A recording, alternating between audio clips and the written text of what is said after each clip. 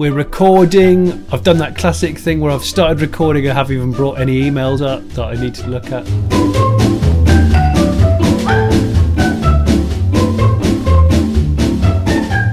This week's podcast is brought to you in association with the letters O and H. Oscar and Hamish, makers of premium tailored luggage for the trunk and frunk of your Tesla Model S, X and even Model 3.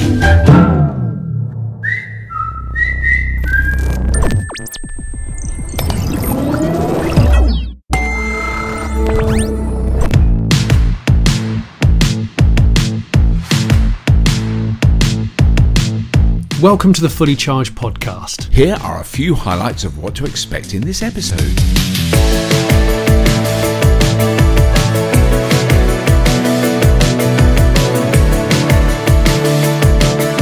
Johnny wants to steal someone's identity.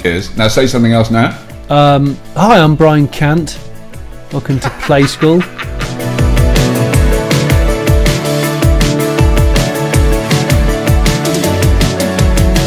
And I apologise to our producer for my flagrant unprofessionalism during the recording of the show. Sorry about that, Ben. Slight technical hitch. Before we head into the show, don't forget to leave us a 5-star rating and review on wherever you subscribe to this podcast. Thank you again to all our supporters on Patreon. And if you want to have a look at supporting us too, it is very much appreciated. Without your support, we wouldn't be able to waffle on and talk about nothing or some stuff about EVs and sustainability. From myself, Robert, and the guys behind the stage door like Stuart and Mark and Ben and all the present and past members of Faraday Past. Thank you so much for listening to Fully Charged and also for watching it on the YouTube. Let's get on with this episode.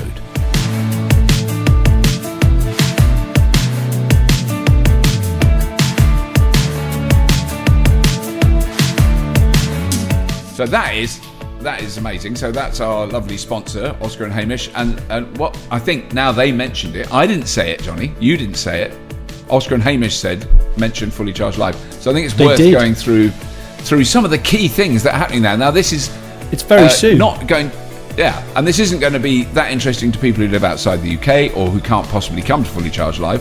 To them, we apologise. And if you want to, I suppose we could say to them, if they wanted to skip forward a bit, probably 5 minutes, they're not that interested in hearing the amazing stuff that's going on. But all of the talks are going to be on this podcast channel. I was going to say, they'll be able to listen to all the talks going on, and there will be some videos that we will put out of the goings-on over the weekend. There'll be a lot of goings on, and there will be, yes, we will put a sort of reflective look at what Fully Charged Live was like. But the thing that I wanted to say, because I've just got nervous about this, because my first keynote interview on the Friday is with Ben Anstey, who's an American, as far as I think he is American, who is one of the lead engineers on the Rivian. Really? And it's kind of, he's coming over specially. So that we haven't got the car. Let's not lie. We haven't got the Rivian there. No, but we've got a key man responsible. We've got a key man who knows his absolutely, he knows his shizzle about the Rivian. So that would be very good. So there's these 3 really good keynotes. Rachel Burden, who is BBC Radio 5 Live, is the keynote on 2, and she's a very enthusiastic EV driver. She knows a lot about EVs. She's a very good person to talk to. And then on the Sunday, so that's on the Saturday. On the Sunday, Tim Smedley, who is the author of Cleaning the Air, is the keynote on the Sunday. So those are like each day starts off. That's the first talk on each day. Fantastic. But there's here's another one, because we're very excited about this. Lightyear. They're the guys that were the company that was formed out of the student team at Eindhoven University that won, the solar challenge from Darwin to Adelaide in Australia. Yeah. There's basically one winner, and it's Eindhoven University. They just win every year. Do they? They've done amazingly well. And this isn't the little cigar-shaped cars that have someone lying down inside them. This is a big 4-seater car. So they have now developed.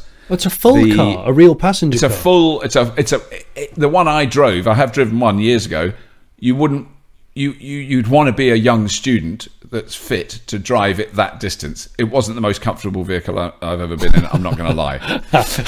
So polite, Robert. So polite. Yeah. So it was fairly basic because that whole point of it is that it's super lightweight. It's powered entirely by solar. It has no other input. It does have a small battery pack, which, like, if there's a cloud, it doesn't stop. It will keep going. But it drives at 60 miles an hour. It's not slow. No, that sounds... You sort of think it's going to be crawling along. It's amazing. But anyway, they are now launching the Lightyear, which is a commercial big saloon car, proper car, which we're going to go and see very soon, which will be on Fully Charged after Fully Charged Live. That sounds very cool. It does sound... I mean, the pictures of it kind of looks a bit like a Model S, only it's just covered. This is super covered in solar panels. Again, it's a bit like the car we saw, the Sono Motors Scion. Yes. It doesn't charge it 100%. Or what, you can't drive it forever, but they're talking about like 25 to 30% of the electricity that you put into it in a year can be from the sun, which is a lot. Yeah, and especially if you live in Australia or Nevada or Arizona, or Death Valley. Perfect. But anyway, I do not know how to say this because it's a Dutch name, but it's Tessie Hartjes. I would say Hartjes. I don't know, how do you say that? Hartjes. It could be Hartjes. Hartjes. Tessie, I would say is on one of the panels, so that's exciting. Tessie Hartjes. Now, last week I met Sarah Merrick from Ripple Energy. She's amazing. She can do some clever, proper talking. She's there. And this is the one I didn't even know this, because a lot of this is Dan Caesar, who organises the talks. I didn't even know he'd done this. Benchmark Minerals Intelligence. Not something that you'd think I'd follow them on Twitter, but they are amazing. So they are a minerals extraction, investment advising, consulting company in the city. They're those city people that look at screens with graphs on. Wow, okay. But they're really clever, and they're all about minerals, and they're all about electric vehicles.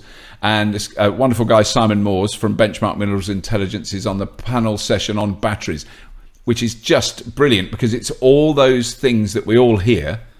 It's the big questions, isn't it, about how we get the materials that go into how the we batteries. Get the materials, where they come from, how much they cost, is it sustainable, is there enough, blah blah blah. Yeah, he knows all those. So there's some really good talks. We got the Solar Edge live stage, which I've talked about before, which is Craig Charles is rounding off the Saturday. Yes, Funkmaster. He is the fun. Now he'd like that. He doesn't like me saying spinning his platters of funk, because he said that just makes you sound like even more of a chemistry teacher than you look like. Well, yeah, but you love saying it like that just to embarrass everybody around you. Yeah, it's all part of the show.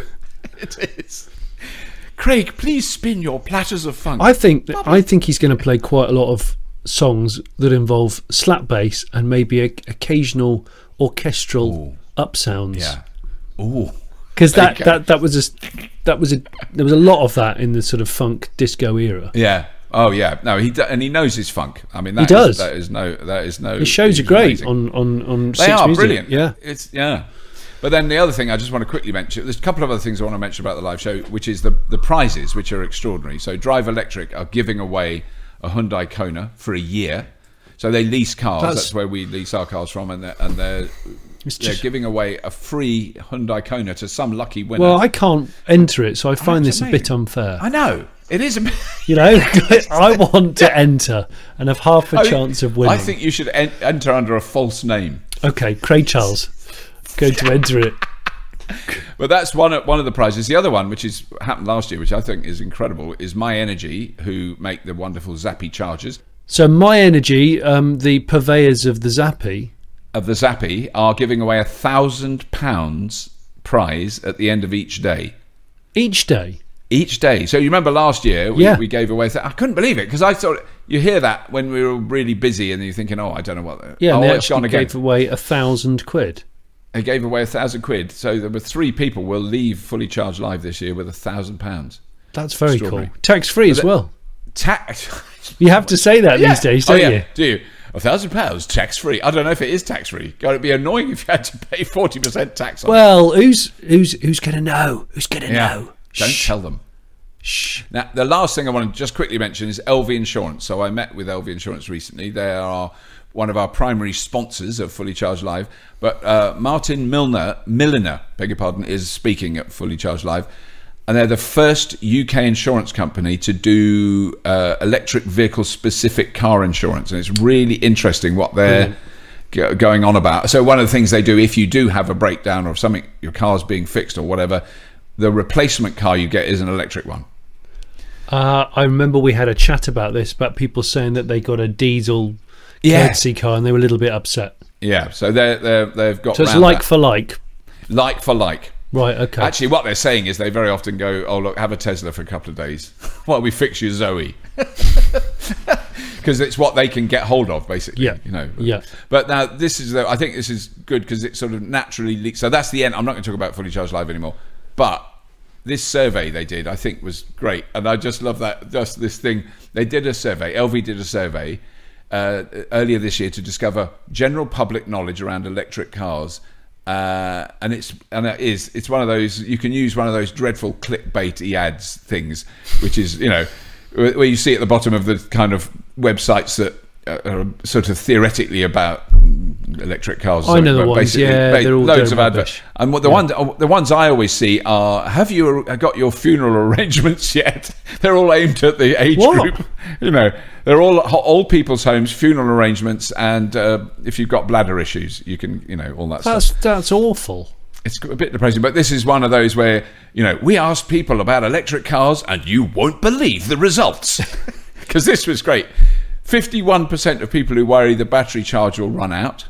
Fair enough. You know, if you don't, these are people who won't have driven one or know very little. Right, okay, they're complete novices, yeah. Yeah, 48% said the cars are too expensive. Very true, they still are. And 45% believe they can't be used for long distance journeys. Yeah, which is interesting. I've just seen a tweet from lovely Chris, who's just driven back from Berlin, which, in my memory, about catching trains to Berlin, is quite a long way. Yeah, I would say it's a long way. So he's driven from Scotland to Berlin and he's on his way home. So you can do long journey. Anyway, but this is the great one, which is where a lot of this got in the press, is 18% of people are convinced you can't wash an electric car in a car wash. It's just, that one got in that. Scary. Yeah. And this 55% of people said they believe an electric car is not as powerful as a petrol or diesel vehicle. Yeah. It's a strange perception, isn't it? Because you'd think that miseducation. Yeah, but in 2019, like 10 years ago, you know, that was very understandable because our experience was milk floats and you know, forklift trucks. But now, you know, there's been so much publicity about how fast the cars are and how fast they accelerate. You know, you'd think, but still, half the population think they're slow. I've been at Santa Pod Raceway today, and I was talking to one of the conventional piston drag race, and they were like, "Oh yeah, the Tesla Club came up a few months back. They booked the track for a run what you brung." Right. And he said, "I was just watching these big Model S's with, you know, full weight, just normal cars, all doing 10-second passes, no problem." He was like, 15 years ago, 20 years ago, in my hot rod, I was struggling. I was hanging on for grim death to get a 10-second quarter mile. Right. These guys are just doing it in a full weight car, no effort to save weight or anything, and then just driving home. He was a bit like, I don't understand. It's amazing. Yeah, and it is. It is amazing. It is extraordinary, isn't it? Yeah. And then you think if there was a purpose-built electric dragster, you know, that someone had gone, you know, like the one you made, but if you made one now with a big budget, exactly, you're talking probably, you know, I don't know, because the top fuel ones are what, 7 seconds? No, top fuel's down to later 4. You're kidding? How does a human body survive that though? I mean, well, that's horrific. Yeah, they do over 1,000 meters now rather than the full quarter mile because they're getting too fast. They're doing 300 miles in a. So when they park, they're 300 miles an hour when they go under the finish. They're going 300 miles an hour when they go under the gantry. Yeah. So you're doing 0 to 300 in less than quarter of a mile, and in 4 seconds. And in 4 seconds, and there's a human at the controls, and they're not dead. It's horrendous. Yeah. My God. But like you say, you know, it's making me itch to build something again. Yeah, something, an EV muscle drag car. Yeah, I mean, there's no reason there's electric motors you could build that will have the same power as a top fuel, you know, blown V8. So it's not impossible. You could achieve the same result with an electric one. there's you could. there's so much opportunity to build, and I just hope there's enough people interested who do it in the near future, so we can have our own category, and you can have Volts versus Pistons as a sort of ongoing grudge match, because it's good for spectators and it's a bit of fun. And you never can tell. You never can tell. You never can tell, and it's educating people at every quarter of a mile. Oh yeah, so good. But I just want to do one last one. Oh well, there's the other two. These are the other from this survey. Common misconception is electric cars' batteries need to be replaced every 5 years. Every 23% of people believe this is true. Well, we got another story, haven't we, coming on later, which we'll about the lifespan. I was just looking at that. Yeah, it was extraordinary, isn't it? But then the other one is that they're too expensive to run. So 25% of people think they're too expensive because the running costs are too high, which is so weird. I think they're getting mixed up, aren't they? They're not quite understanding the difference between the price of the car versus what the car costs you. What the car costs to run, to run in terms of maintenance and fueling and that kind of stuff. Before we go on though, Johnny, I've got to do the apology of the week, because I quite like this one. Oh, I always love them. I don't even know what this one involves. Well, this one is it's a little bit of research.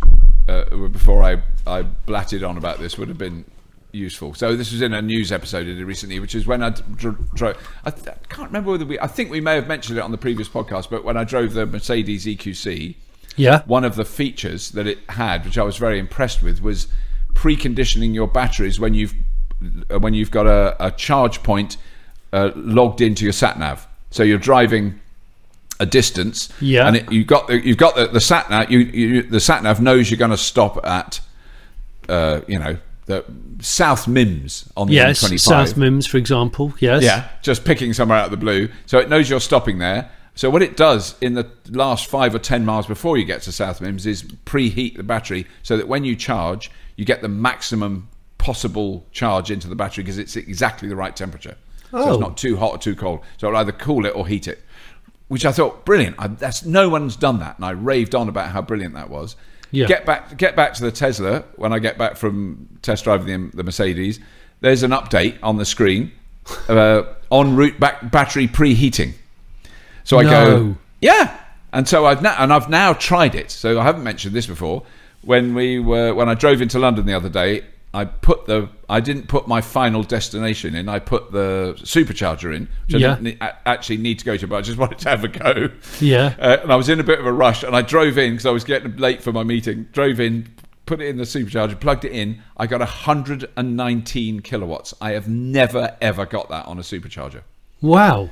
Because the battery was perfect for it. So and in the time it took me, plug it in, get the phone out, go round to the driver's door. I looked in and I went, no, I mean, that's 190. I've never seen it that high. So it ramped up really quick. Up to the max, and it added 6 miles range in that time it took. And I went, oh my God, it's added 6 miles. I could only leave it charging for about 5 minutes because I then had to rush off. So I didn't actually get the chance to do it any more than that. But that was because normally I get to a supercharger and it's between 70 and 100 kilowatts is what it depending on how empty your battery is. I've never seen it get to that. Tesla are making it even harder for people to dislike them. I know, but the thing is, okay, so here's the thing. So I mentioned that in the news. I was very impressed. Floods of that I should have done research. That update has been out in American Teslas for like 3 months, 2 or 3 months. Oh, has it? Yeah, and I could have done a little bit of checking to see that. You could have been, but it's still quite recent, and actually I didn't know, so I'm going to put my hand up and be completely honest and say I didn't realise that. We can do a double apology. I'm not a member of the Teslarati. No, though. Well, no. I mean, I think I might be, but I'm not a very I'm not a very attentive you're like a backbencher. You know, you just turn up and go, yeah, I'm part of all this. I don't listen, but I'm part of it. And I tend to agree with the opposition quite a long time and cheer them, and then all the other people on the backbench look at me and give me a dirty look.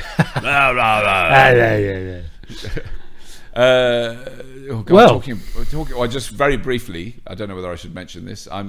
Yes, I can, because by the time this goes out, it will have happened. Yes, so I'm at the Hay Literary Festival tomorrow, sitting on a panel with Jesse Norman, who is a British parliamentary MP cabinet member. Yeah. He's still in the cabinet. I did check. But no one else is. He's just sitting in there on his own. Prime Minister's left. All the others have resigned. Must be quite low. Well, that's happened since our last podcast, yeah. Yeah. Oh, don't we? We shouldn't talk about it. But we won't talk about it. We're not going to. Simply not going to. We will not mention that. So, yeah, no, but that's quite interesting. Anyway, this one, I've been waiting for this for years. I've been waiting for a car like you to step into my life. What a song. Foreigner. Beautiful. Oh. God, you've got them all. You've got them all ready. It's just it's one of the most powerful power ballads, actually. Yeah, that's true. They were very good. They could knock out a power ballad. I want to know what love is with the gospel choir ending. I mean, seriously, it makes me well up every time. Yeah. It's got nothing to do with the Nissan Leaf 62 kilowatt hour, though. I'm afraid. But there is now going to be a Nissan Leaf 62 kilowatt hour, which is so good. Yeah, because I drove the Leaf for such a long time. I mean, now Stuart has my Leaf. Stuart, one of our lovely editors, and he loves it. He's gone bananas about it. He says it's the best car he's ever driven. Yeah. He drives it to work, drives it back home, charges it at home. It's just, oh, God. I've got lots of images coming through now. So this is the new Nissan Leaf update E+, which is 62 kilowatt hours. With a LTP 239 miles. I mean, I bet it won't do that. I bet you could do that if you drive in the Netherlands on a sunny day on a flat road with the following wind. Yes. You'd get there. Yes. But you get over 200 miles. And just a feeling of having a Leaf that does over 200 miles for real. Yes. For real, 200 exactly. With the potential fantastic. to go more. Yeah. Yeah. That is good. What does I'm trying to think what Mark, fully charged videographer Mark, he's got a current Leaf, hasn't he? Yeah, he's got a 40 kilowatt hour Leaf. Yeah. He's got a 40 30. No, 40, it is 40, isn't it? Is 40. it 40 or is it 30? I think his is 40. His is 40, you're right. And I would say, I'm trying to think in the real world what he gets out of his. I'd say it's about 150 miles, is it? It's around that. He has, when we were in the Netherlands, I think he was getting I think he did 155 once. I think he did. He gets on average more miles a charge than I do with the e-Golf. Right. Yeah. But this what size is the e-Golf battery? Is that 40? That's not 40, is it? I think it is around. I've got all the information. It's in the glove box. Yeah. It's in the... Oh, gosh. Somebody can tweet us. They will do. Because I love that. When I always know when a podcast's gone out, because all the corrections appear on my Twitter stream. Yeah, exactly. Because in the last podcast we were talking about, I was talking about where you meet people and you can't talk about what they said because it's some rules from a house. Yes. And it's Chatham House rules. All I saw was I switched my computer on in the morning and hundreds of tweets just said Chatham House rules, Chatham House rules, Chatham House rules. That's right. Yeah. Well, I didn't know that, and I couldn't remember it. at the time. Now, Anyway, and I don't know anything else at the moment. But so what is great is that it's a smaller, cheaper electric car with a plus 200 mile range. That's all that's the benchmark that I'm looking for in all these new models coming out. Because then there's really little, 200 miles is enough for anyone. 200 miles is solid. It's a solid amount. And if you're just driving around doing a commuting in a city or something, it's a week. Well, put it like this: for me, 200 miles is what I crave, because I can drive to Heathrow Airport, not need a top-up charge, and drive home. Yeah, and 200 real-world miles would just see that off. Yeah, and that would please me. Yeah. That would please me. We don't know how much this car is. I mean, it's generally one of the cheaper electric cars, along with the Zoe, isn't it? The Leaf has been, and the new Zoe's imminent. The specs and the look of it are being unveiled imminently. So I would say it's going to be, it will be the same drivetrain, right? Yeah. And actually, because what we're doing I've realised this episode is it's just Leaf City. It's all about Leafs, because I do love that other story, which I only saw this afternoon, which I sent you a link to. The Leaf batteries. Yeah. Oh no, well, not the Leaf batteries. No, the Leaf. Let's do the Leaf batteries at the end. But the Leaf Oh, where's it gone? Yeah, here's a man who's got it all organised. I had it all really well organised. The company in because actually your stories are good as well. We'll do those as well. But the company in Miami, Florida, USA, a taxi company. Have I sent you that link? I can't remember now. Is it in this list here? Is it in? It could be. I know. I think I might have texted it to you. Okay. Hang on a sec. No. Yes, that one. There we go. Yeah, Nickel Ride finds EVs are so affordable they can give rides for free. Give rides for free. This is insane. I was just trying to explain this to someone this afternoon. They did not know what I was talking about. Well, I don't know what you're talking about, so I'm just reading it. So a company operating in Southwest Florida, St. Petersburg and Fort Myers, Nickel Ride, not Nickelback, has found a new way to turn the advantages of electric vehicles into a competitive advantage. Just download the Nickel Ride app at either the Apple or Google store and request a ride for free. The company uses advertising revenue to pay for the drivers and the cars. They have advertising in the app, on the outside of the cars, and on a screen inside the vehicles. I'm sure tips are also accepted. It seems like a great idea to get a free ride and help the environment at the same time. Wow. I mean, it's just a bizarre business case, but this is a story from Clean Technica. We should say that, but it really caught my eye because I mean that's the one thing all the taxi companies that are using pure electrics. I mean, there's a couple of taxi companies in the UK that just use mostly Leafs as taxis. Their savings on fuel in a year are astronomical. They can afford to buy another 1 or 2 cars at the end of a year because they've saved so much money on fuel, particularly when they start charging themselves. I mean, it's possible these guys, particularly in Florida, they could have, doesn't actually say, some healthy solar going on there, but they could have some serious solar, couldn't they, over a depot? I think so. Yeah, but it's just I've never heard that before. I mean, you can't. I mean, it could be a launch thing just to get the company going or something. Who knows? But free on-demand electric rides. Are there any fully charged listeners / viewers based around Southwest Florida? If you are and you have experience with this, or you can just try it for a giggle, let us know. Because at the moment, what they're saying is they've got they're operating in 5 cities. They've got 22 eco-friendly vehicles. They've given 70,000 miles of free rides already given. Wow. They've saved 758 gallons of gas, or as we would call it, petrol, or anyway, and 18,000 miles driven, and they're just getting started. So they've only just started. So they are right. So they have in the headrest of the driver's headrest when you're sitting in the back, you've just got adverts playing at you all the time. The cars are completely festooned with adverts. But that's okay because you could just drape your coat over that. I mean, obviously if they're listening, I didn't say that. It might ruin their business model.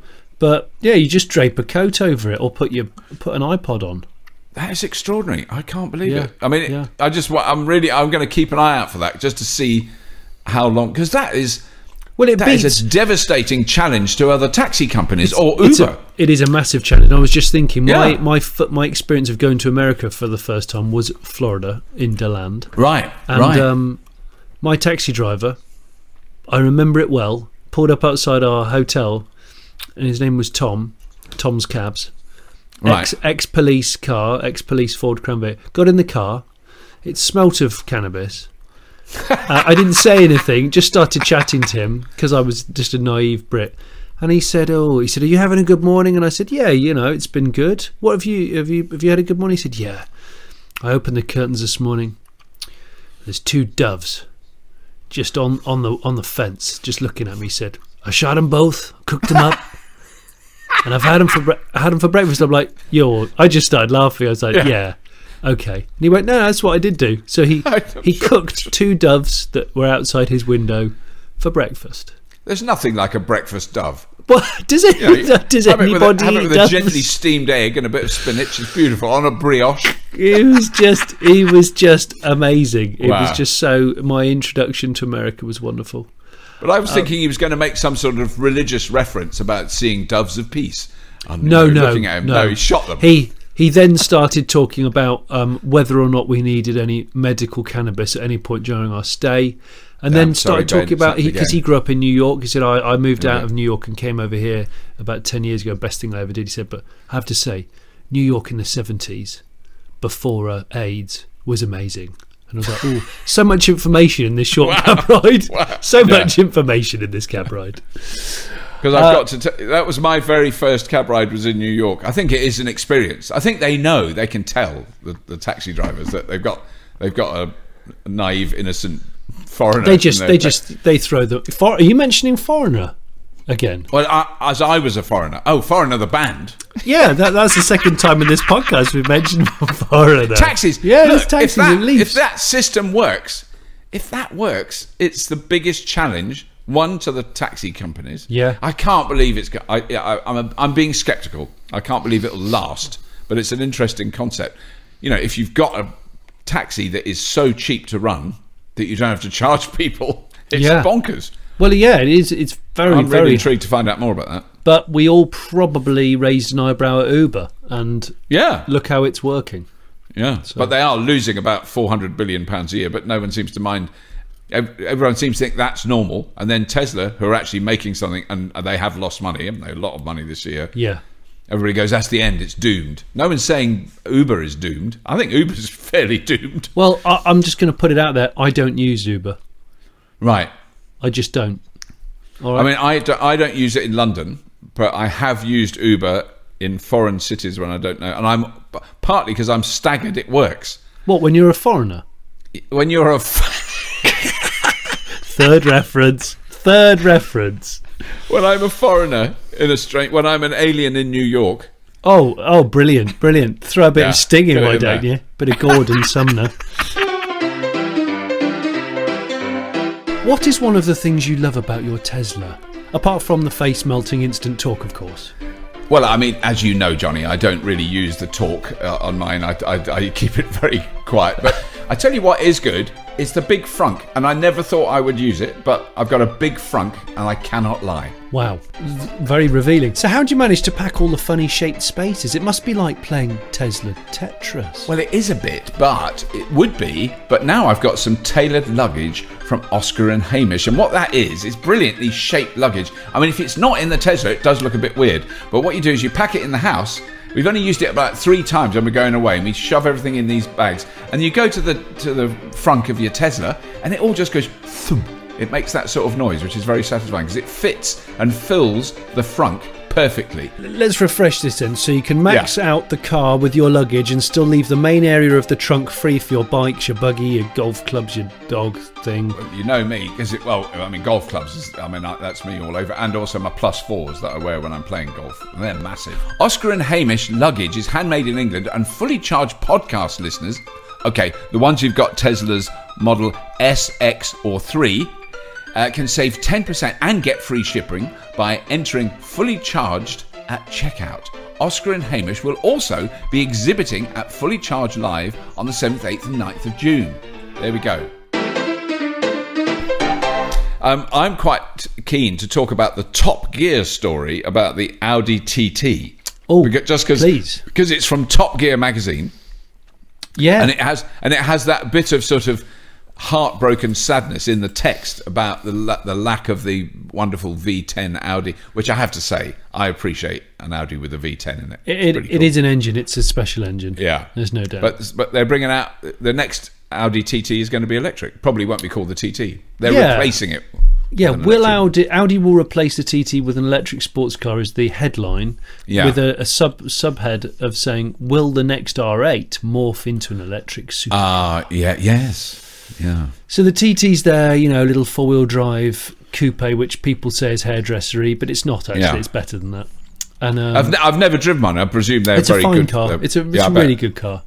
The TT, as I'm quoting now, as you know, the TT is going to change soon. Speaking at a very important business meeting, Audi boss Bram Schott announced that in a few years we will replace the TT with a new emotive model. Oh, emotive.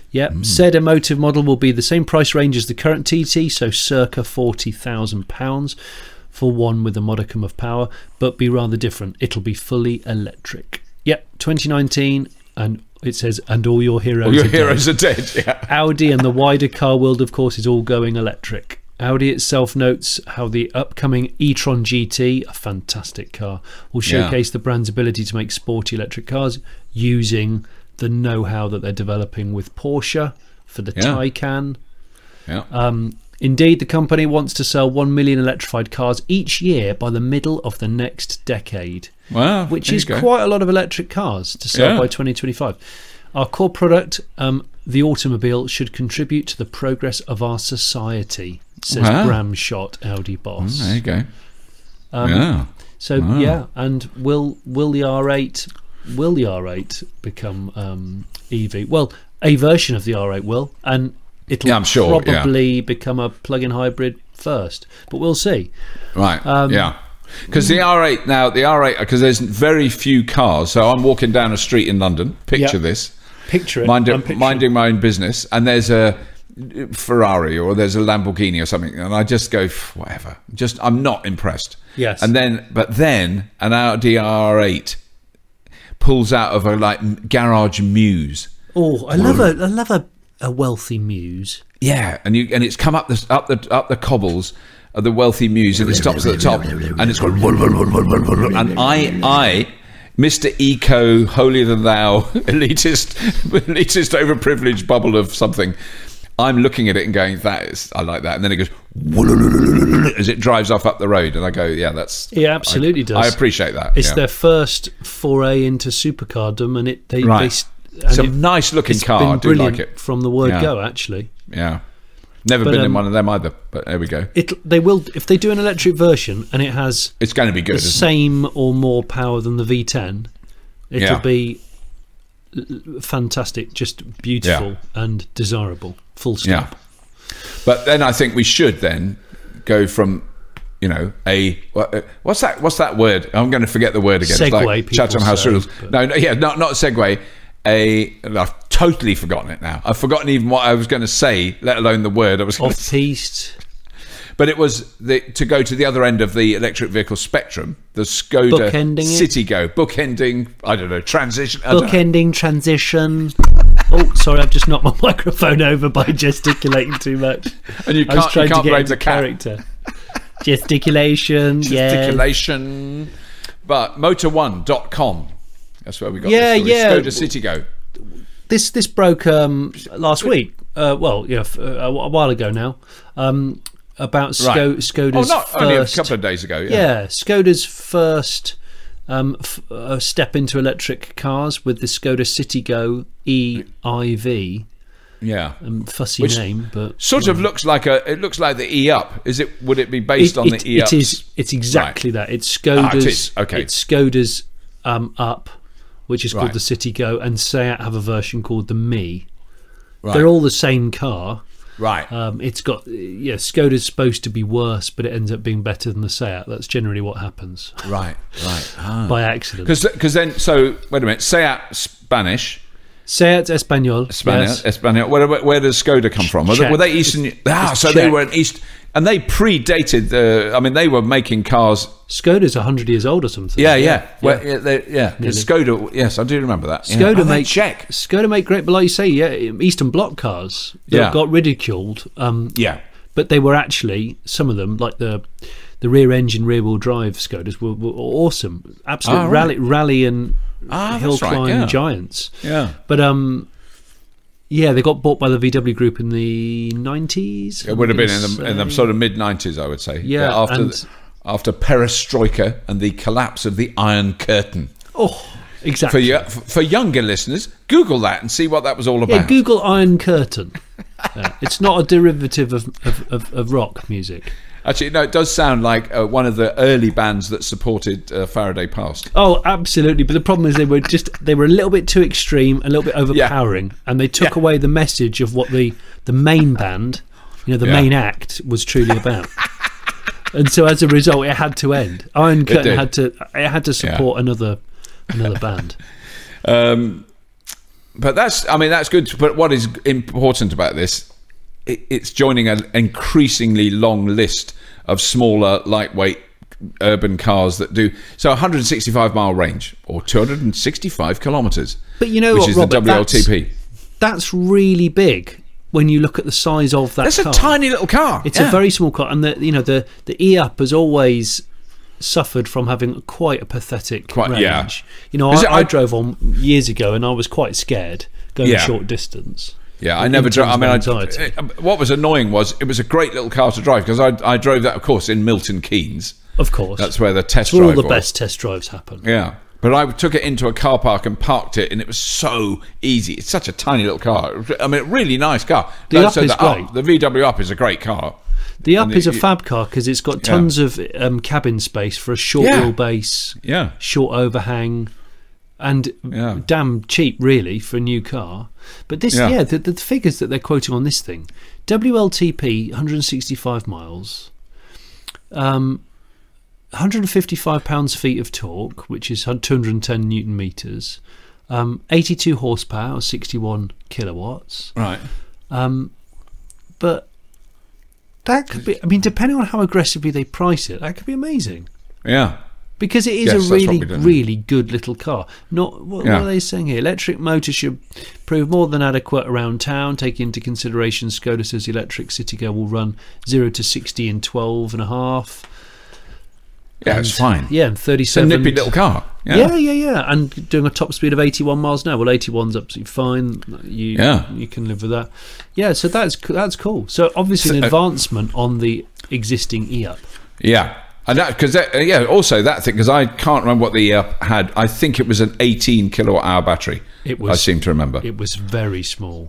Very small. And this has got 36.8 kilowatt hours. So that tells you all that. So when would we have seen the E-Up? I'm thinking 7 years ago. It's got to have been. It's got to have been that much. And in that time, because we know the size of this car, there's nowhere to absorb double the size battery pack in that car without losing the seats, and they won't have done that. So that tells you how much battery energy density has increased in that time. Density. Yeah, it has to be. And also, my guess, and I might be wrong here, is that VW won't do another E-Up.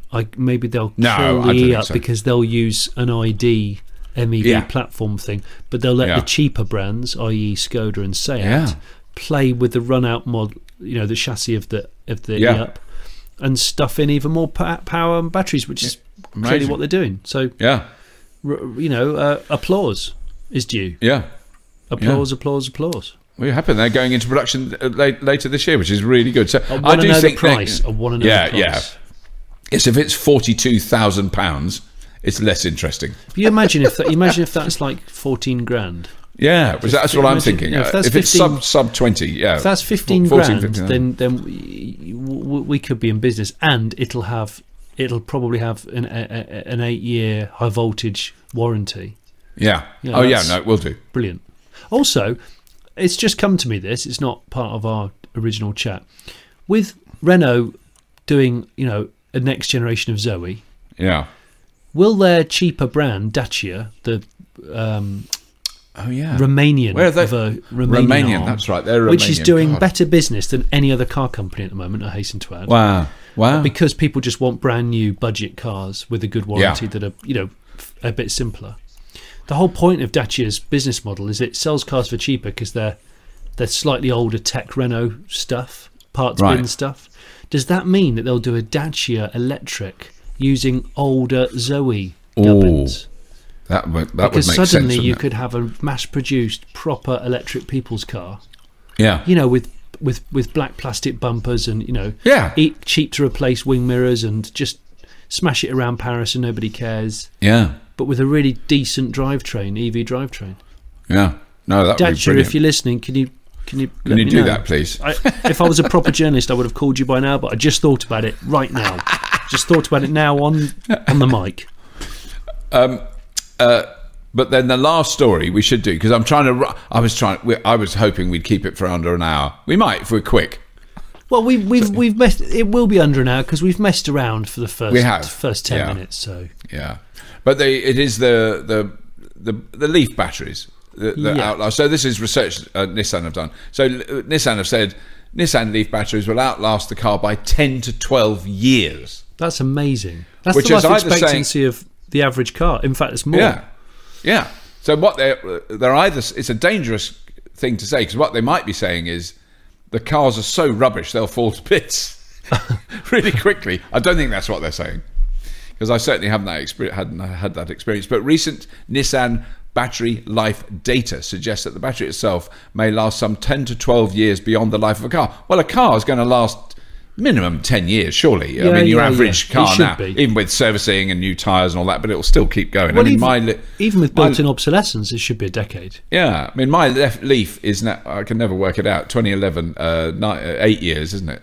Yeah. And it's mechanically 100% sound. I mean, nothing remotely weird has gone wrong with that car. I mean, it's just extraordinary. It's had new disc brakes on the front because they've rusted up.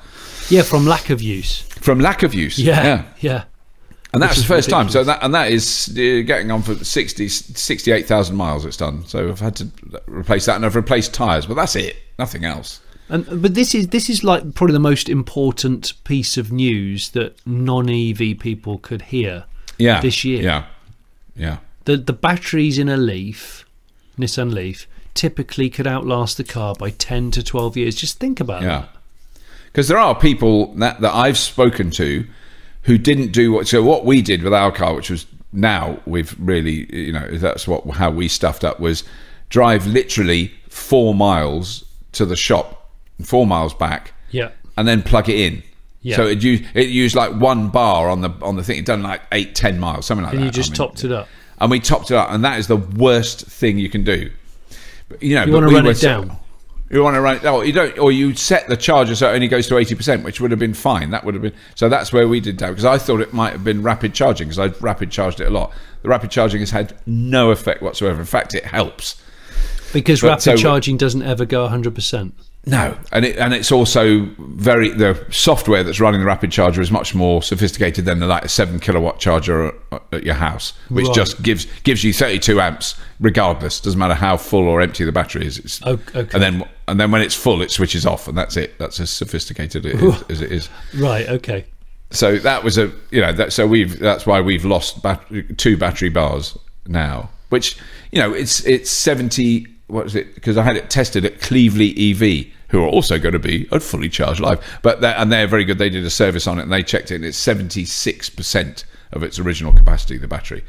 But he said if you hadn't done that, it would be at about 85% now after those many miles. And there's lots of Leafs he's seen that have done 100,000 miles and have now lost 1 bar after 100,000 miles. Wow, which is it's very annoying. Impressive little car.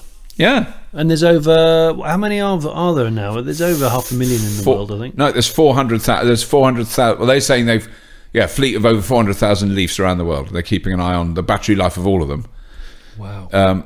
But that was it. So then the guy who presented this information, managing director of Renault Nissan Energy Services, Francisco Carranza, revealed that the batteries in these cars seem to have a 22-year lifespan. I think what's interesting about this is when I got the Leaf, no one knew how long those batteries would last. I mean, not even the most clever battery scientist, the most cynical petrol head, no one really knew. I mean, when Jeremy Clarkson said so wisely, you'll throw the batteries away after 3 years, I sort of thought he might be wrong, but I didn't know, because there weren't any cars that were 3 years old. No, it wasn't proven.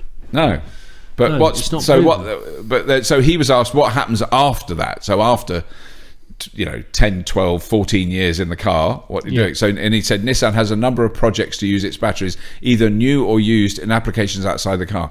Last year, a 3 megawatt storage system, this is embarrassing for us, used the equivalent of 148 Leaf batteries, both new and used, that was opened in Amsterdam's Arena soccer stadium, aimed at providing a more reliable and efficient energy supply and usage, which was the football arena that we didn't have time to go to when we were in the Netherlands. Do you remember there was a bit of a so we're still very sorry. I wrote a very apologetic email to the quite upset people. We will go out there, and we will see it. But I don't know if they wanted, because they were all waiting on the football pitch for us to turn up, because the messages didn't get through. Oh no, it was bad.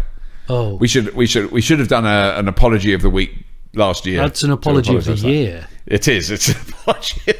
It's a career-defining apology. That was a real. Okay, well let's.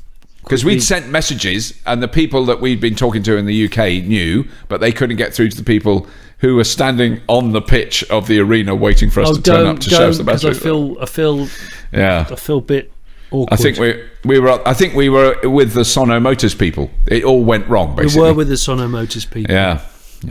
Oh, it's bad. Well, it's a bad ending to a podcast. Sorry, maybe we can cut that bit out. Can we cut that bit out? Maybe. Can we? Can we, Ben? Can we cut that out? Can we have a happy ending? Yeah. Okay, I don't. Yeah. I think we should wrap it up at that point where we've really scraped the absolute digital battery barrel, the depths. But we've had some good. There's been some good stuff. So all I want to say is, I hope we see the people who can come to Fully Charged Live. And I just want to quickly say, because I now know how many tickets we sold. The tickets are going quite fast. You got a smile on your face. Very happy. I can see that. And we've got some great. There are some. I don't even know. I think he said, because the Peugeot E208, is that what it's called? Yeah. Yeah, that's there. That's on display. Oh, mega. Yeah. Okay. Sadly, the MG, which was going to be there, because they've only got one car, the new electric MG. Yeah, ZS. Is it ZS? The ZS, that's it. Was going to be there until about Thursday last week. And now they can't get it because it's in Germany and they can't get it there in time. They're really upset. Well, if it softens the blow, there's a strong chance that I'm going to turn up in a electric black taxi. Ooh. Yeah. That's good. I want one of them there. That's good, because they're so nice. I might park it in the display and let people sit in and pretend to be Cockney. Yeah. Yeah. Yeah. You could sit in the front and say, do you know I had in the back last week? You never know. You never guess who I had in the back last week. Yeah, but I've actually heard that. I used to go to a steam bath in, what's it called? Porchester Hall, steam baths. It was a group of mates. We used to go there every 2 weeks, I think. We had a little boys' day. Oh dear, this is sounding awful. A fully adult male day. And we'd spend it in the sauna, then we'd go out for a curry. It was great. It was fun at the time. And but there were a lot of taxi drivers use it. And they sit there, and they're quite big fellas. And they would talk about who they had in the back of the cab. Brilliant. They weren't talking to us. They were talking to each other. And they actually said that. You know, I had in the back last week. Just Mia Farrow, beautiful woman, beautiful. Always remember one of them had Mia Farrow in his car. He's very thrilled. Brilliant. Yeah.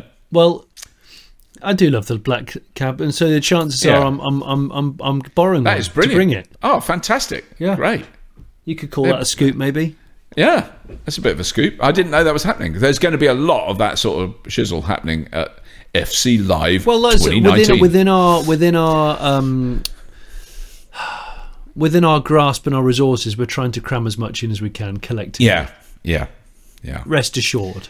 And you can find out everything you need to know about the show, which I should have done this at the top. Of course, I forgot. You've basically waited an hour and 3 minutes to do this in between. fullychargedshow.co.uk/fully-charged-live. Basically, if you look up Fully Charged Live, you'll find this webpage, and that tells you everything about it, how to get tickets.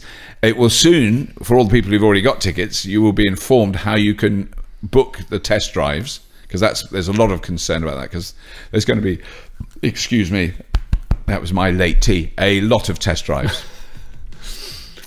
Well, all that's left to say is thank you very much for listening, everybody. Yeah. Well done. If you've got this far, you're amazing. Yeah, we appreciate you listening, and we appreciate the comments, and we appreciate if you've subscribed to this service. I don't know if you can call it a service. Is it a service? I don't think it is. Service. I think at best it's light entertainment. I suppose there is some information. No, there's some information today. I think we've got some actual information. The other thing we should mention, because I keep forgetting that as well, but I've been forgetting on purpose because we haven't done it yet, but I think this week we'll be launching Fully Charged Regen, which is a new channel on YouTube, which is primarily to put the podcast on, because a lot of people wanted to have podcasts on YouTube. Yes. So I'm intrigued by that, because I tend to use a podcast downloader app to listen to my podcasts. So this is a sub-brand. A sub-brand, and the other idea is, and I've shot one already, and it's so bad that even I can't. I'm too embarrassed to put it out. Which was, I'll shoot, and maybe you can do this too, and we can ask, everybody that you shoot a little bit of, if there's something interesting and it's not part of the main show. Yeah. You shoot a little thing on your phone. It doesn't have to be well edited, and we'll put it out on that. So I shot a thing when we were with the Mercedes team, and I said, "Oh, this is so exciting! I really like the look of the Mercedes ECQ." And I didn't notice it until I got back, because we just arrived, and it was all, Stuart was rigging cameras, and it's the most rubbish piece to camera I've ever done. And believe me, I've been working in this business for a long time, and I've done some serious rubbish. Serious rubbish. But yeah, so that'll be called. We'll announce it on the normal channel, on the normal Fully Charged channel. But Fully Charged Regen, quite like the title. I like Fully Charged Regen too. Yeah, and it's got a nice new logo, which we'll be revealing. There's been a lot of discussion around the logo, but that's all good. We do get very caught up in our logos at Fully Charged. We do. We get quite precious about our logos. There's been more discussion about branding than I ever thought I'd have in my life. Because I'd be happy if it was just a felt tip pen that just said Fully Charged, but I know I'm wrong. You mustn't do that. Yeah. Mustn't. Bit of paper, bit of old card, bit of fat felt tip. Fully Charged. That would do me. On that note. Sorry, Johnny. We're going. Yeah, that's it. If you have been. Thank you very much for listening.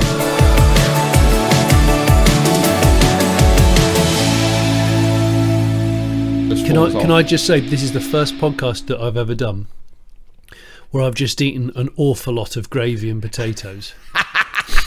So I do feel ever so slightly bloated.